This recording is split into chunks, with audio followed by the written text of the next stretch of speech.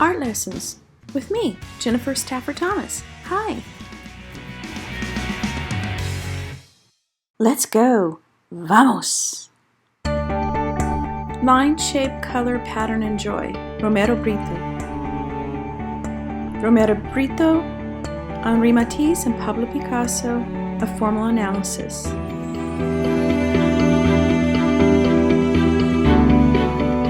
Formal analysis. We're going to be doing formal analysis, and that's really fancy language for analyzing or taking apart art through the elements of art and the principles of design. Sounds scary, but it's really quite easy. The purposes of formal analysis are: formal analysis gives us organized and objective ways to discuss art. It gives us insight on how artists design their composition and their message or mood. It gives us a roadmap to check when we are creating our own art. So the elements of art are the things that make art, that make pictures and sculptures. Line, shape, form, color, value, texture, and space. The principles of design are how we use those, where we place them, what we do. We make patterns, we want to have variety, we need contrast. There will be some kind of balance. We want unity and harmony. We need movement. And proportion is there, emphasis, and rhythm, and repetition too. That's kind of included in rhythm. So let's look at these three artists: Picasso, Romero, Britto, and Henri Matisse. How do they handle the elements of line? Let's examine. Well, line is a major feature in their artwork, and shapes are encircled by black lines. Do you see that? They have a lot of black lines. Some of them are curvy, and some of them are geometric, like the squares. But it looks like nearly everything is encircled by a black line. Again, Pablo Picasso, Romero, Britto, Henri Matisse. How do they handle the element of shape?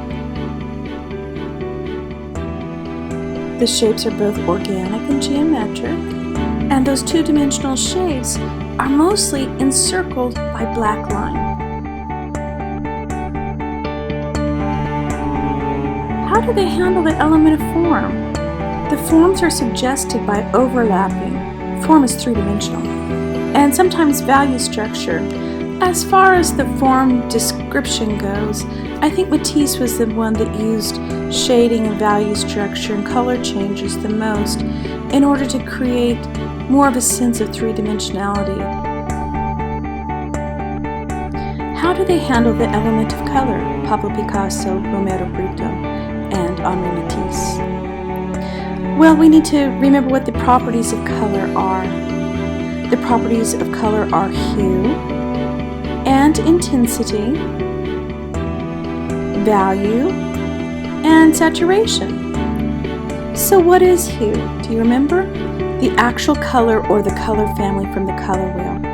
And intensity is simply the brightness or dullness of a hue. Value is the lightness or darkness of a hue. And saturation is the amount of pigment in the hue. And the properties of color are, again, hue. Let's examine now the actual color or the color family from the color wheel. So Britto, Picasso, and Matisse all use the primary colors as the predominant feature. How did Picasso, Britto, and Matisse use intensity, the brightness or dullness of a hue? Britto, Picasso, and Matisse all use very intense, bright, and vivid colors. Saturation, the amount of pigment in the hue. Britto, Picasso, and Matisse all use very richly saturated and highly pigmented colors. So how do they handle the element of colors? They all use primary colors, a triadic scheme, red, yellow, and blue, triadic meaning 3. How do they handle the element of space? Well, these are all flat design, and space is suggested by overlapping. The principles of design that are most apparent to me in the 3 artists of Matisse, Britto, and Matisse are pattern, variety, unity or harmony, and movement and rhythm. A pattern is created by repeated lines, shapes, and colors, or forms, and the varieties of line, shape, color, value, texture, size give spice to the artwork. Unity and harmony is how the artist used line, shape, form, color, value, texture, and space to each part of the art so that it looks like it all goes together. Movement and rhythm, the implied movement of an object or the actual movement of an object. The way that an artist moves your eye around in a composition from place to place on purpose. Pablo Picasso, Britto, and Matisse. How do they handle the principle of pattern? All of these artists create patterns with repeated lines, shapes, colors, and sizes. How do they handle the principle of variety? All of these artists create variety by using organic and geometric shapes, colors and sizes, thin lines and thick lines, contrast. How do they handle the principle of unity and harmony? All of these artists create unity and harmony by using color schemes such as primary colors and by filling the picture plane, and parts of the composition go off the picture plane like a photograph. And so it makes it all feel like it goes together. Picasso, Britto, and Matisse. How do they handle the principle of unity and movement and rhythm?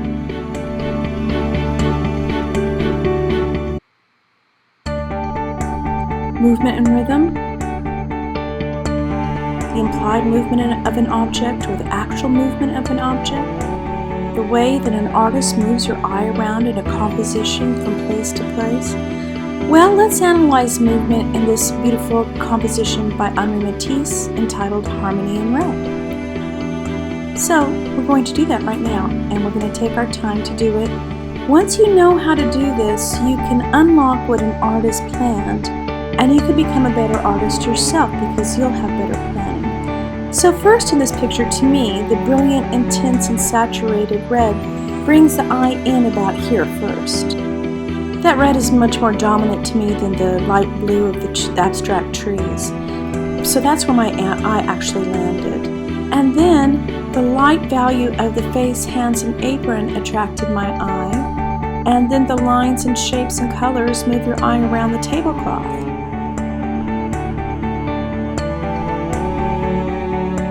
Do you see that? Now, the yellow lemons and other yellow hues, including the chair and the windowsill, they're beginning to draw my eye in and around. And then as we go around the picture, going clockwise, the yellow hues and the shape of the windowsill is drawing my eye upward. And then the light blue shapes stand out, drawing my eye's attention. Is that happening to you too, as you follow along? And the pink building draws, not raws, my eye in here. Sorry about the misspellings, guys. I only have a limited time to put these together, and boo-boos occur. And then the light blues from those trees, then it starts to attract my attention to the light blues in the wallpaper and in the tablecloth. And then it's going to start all over again. So I'm going to play this out again so you can kind of see. Now, if your eye started someplace else differently, like with the yellow lemons, it's still going to take you from one spot to another, to another, to another, where by the time that you're finished looking, you have looked at every little piece of the canvas or the picture plane. And that's what we want in sculpture also. So through formal analysis, we can learn how to better put together a composition, a bunch of different things that are put together to make one whole. Like a piece of composed music or a piece of composed poetry.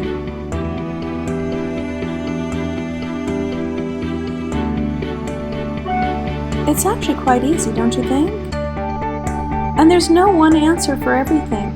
This is my interpretation of how Henri Matisse took my eye around in Harmony in Red. Yours might be different, but I'm sure that it's going to go around and around. So it's helping us to understand what the artist did to communicate the vision.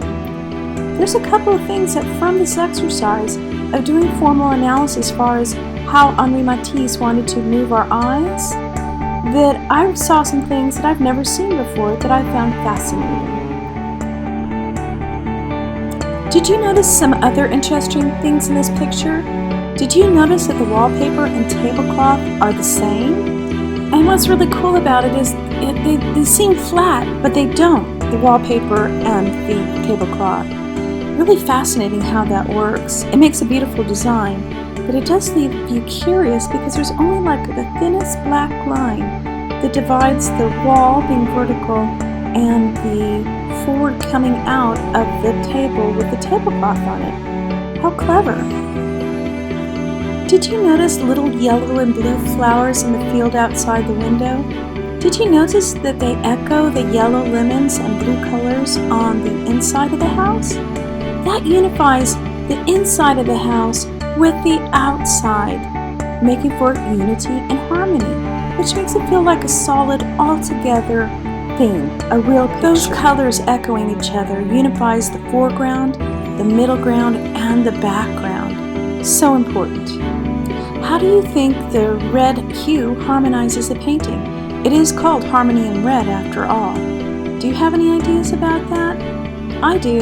From the red, bright red in the front, in the foreground, and in the middle ground, there's that little pink building, which is a red. It's a lighter value of red. And that helps to bring everything all together, where it is unified, and what you feel in the front, middle, and back all go together.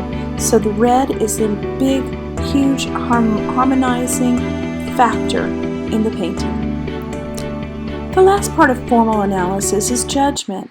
I'm not talking about being ugly, judgy, and ugly critical. I'm talking about being fair and asking this question, formal analysis. Do you think the artist is successful in their mission? Do you think that Romero Britto is successful artistically in making your eye move all around the canvas so that you look at every part of his work? What about Matisse? What about Picasso? Are they successful in making you look at their canvases? Formal analysis allows us to appreciate art for its formal qualities, line, shape, form, color, value, texture, space, and the principles of art, balance, unity, pattern, movement. Even if it's not our particular favorite style, we can still appreciate art. Ta-da! Formal analysis is done, and we can point out how Britto was influenced by Picasso and Matisse, and we can point out how Picasso, Britto, and Matisse use the elements and principles of design, and if we thought they were successful or not. Bravo! Brava! Thank you. I hope you learned a few things. I know I did again. Bye-bye.